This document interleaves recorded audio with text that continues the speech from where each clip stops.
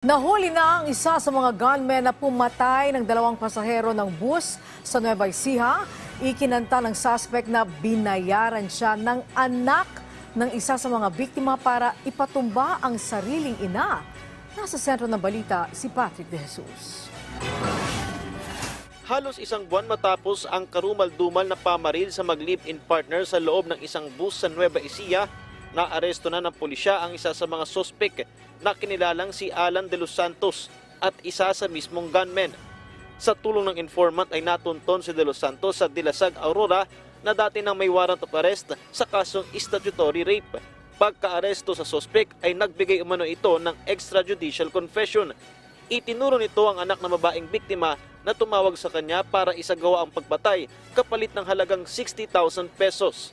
Lumalabas na engage talaga sila sa gun for hire activities. With regard doon sa anak, lumalabas siya na in-implicate siya doon sa case at kasama sa gathering ng mga evidence natin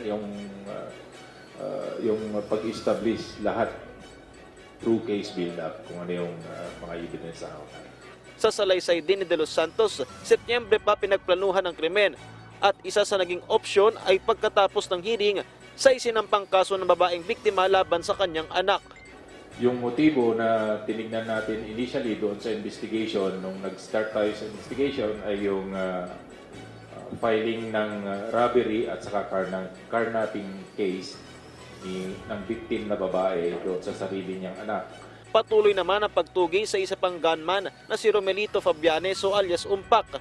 Isinampa na ng PNP ang kasong 2 counts of murder laban kay De Los Santos at 4 pang sospek, kabila ang isa pang gunman, driver ng sasakyan na naghatid sa kanila kung saan sila sumakay ng bus at sa anak na babaeng biktima.